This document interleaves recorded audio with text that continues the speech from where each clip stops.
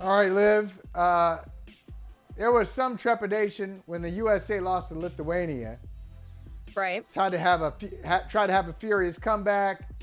It fell short. They lose to the Lithuanians. Lithuanians had size that the USA couldn't match. On and on.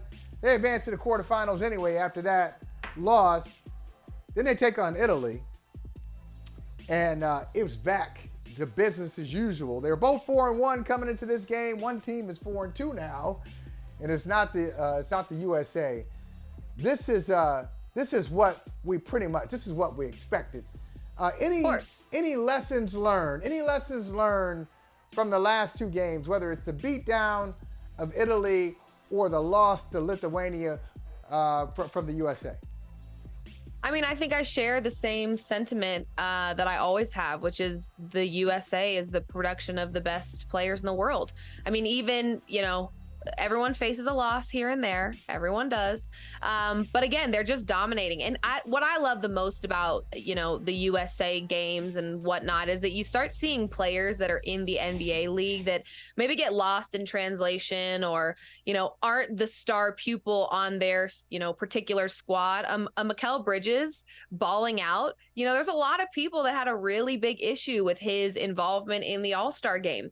They did not think that was warranted and that was appropriate. And he's a baller. And I love being able to see some of these players that, like I said, get overlooked in the NBA, being able to shine and thrive and show what they're made of on a global level. So again, I share the same sentiment I always have, which is Noah Lyles talked a lot of talk. Hopefully the USA team can close it out so that they can confirm that Noah Lyles was just talking out of his behind and didn't know what he was saying.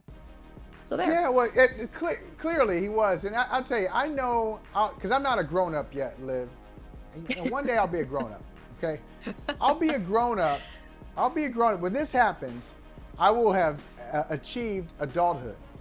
That is, when I hear somebody who I know is not completely informed and doesn't know what they're talking about, when I hear them, I nod my head, I smile, and I move on to another topic, then I'll be a grown-up.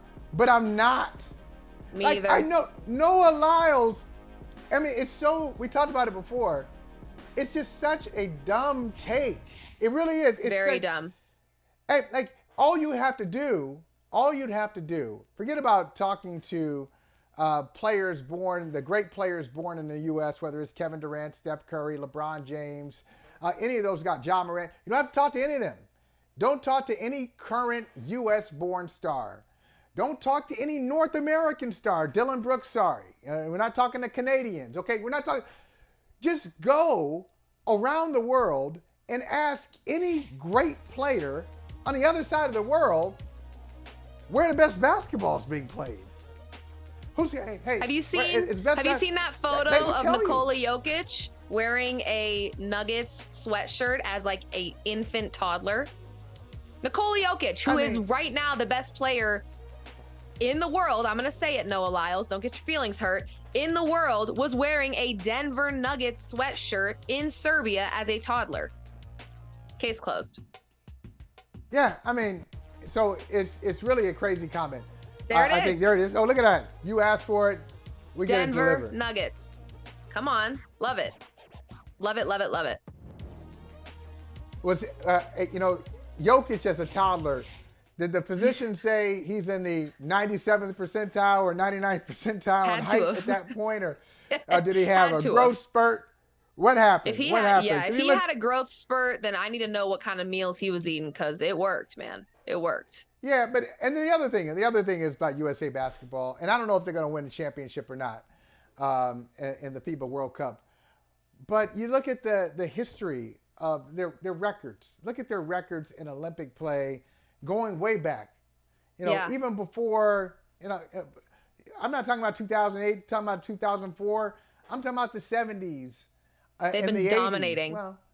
Well, then there was the birth of the Dream Team because of a meltdown in 1988. Right. But you really can pick and choose like just very few incidents where USA basketball has not exerted itself, has not shown itself to be the best when it comes to Right. when it comes to global hoop.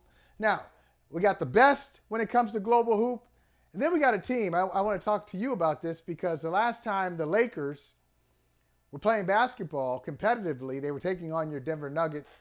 That's getting right. swept That's right. in the Western Conference Finals, right? Yeah, they were. All And right, so, honestly, yeah, they're making some movements, Holley. They're making some movements. yeah, how do you feel about this?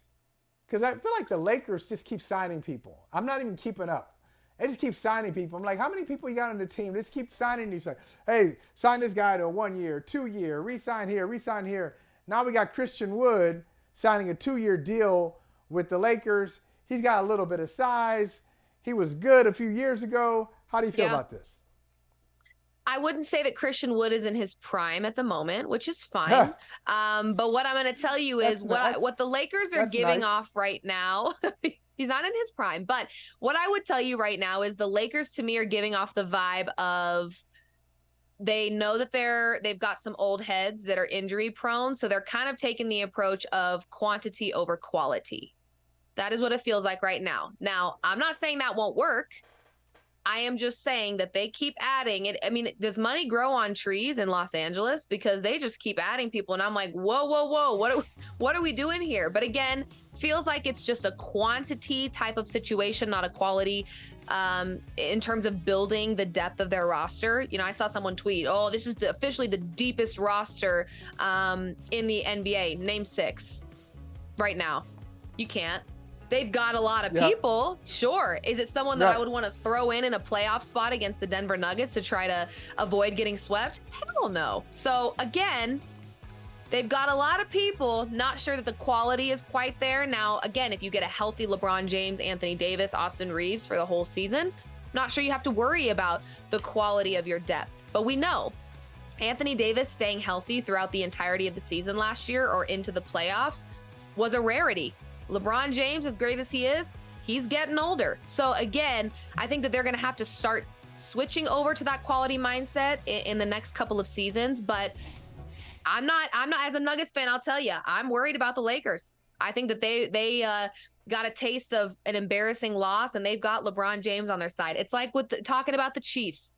You always go back to, they've got Patrick Mahomes. Well, the Lakers have LeBron James. So they're never out. But it's definitely just more people at this point, not really quality athletes. Something's in the air, Liv Moods, because you asked the question, does money grow on trees in Los Angeles? You got the right state, but the wrong city. Money apparently does grow on trees in San Francisco. Breaking news, Nick Bosa has signed a new contract with the San Francisco 49ers. Okay. The deal, 5 years. $170 million. Now, you're a smart NFL fan. You say it can't really be $170 million. According to reports, $122.5 million guaranteed. $122.5 out of 170 guaranteed for Nick Bosa, Defensive Player of the Year. And this is not a surprise. It's breaking news, but it's not a surprise because when John Lynch and Kyle Shanahan were asked about Nick Bosa, they were emphatic. He's going to be on the San Francisco 49ers. Lynch flat out said, we're not trading him. And a deal is going to get done. So they had a pretty good feeling that this was going to happen. For sure. So Nick Bosa, holdout is over. 5 years, $170 million. That's what they do for the headline. But if you get underneath the hood a little bit, for what we know now, I'm sure more information will come trickling out about this deal. Is this a record-breaking contract? Are we looking at a record-breaking contract? 122.5 million for pass rushers, I think. Yeah, for pass rushers, I think it's record-breaking. Yeah, we know he's the highest-paid defensive end in football, but we'll see what those numbers really are. So San Francisco, no worries. Sleep well tonight. Sleep well. Sure. Nick Bosa. Don't ever let me get Nick Bosa level leverage and that much money. I'm telling you right now, I'm going crazy and stupid. Monday through Sunday. I'm telling you. That's right. Hey, I'm telling you, Chris Jones is next. That's Chris right. Jones is gonna be announced. That's gonna be announced today or tomorrow. I can feel it. Hey, thank you for watching Brother from Another. If you haven't hit that subscribe button, go ahead and do that now. Don't forget you can catch us 3 to 4 weekdays on PeacockTV.com and on Sirius XM Channel 85.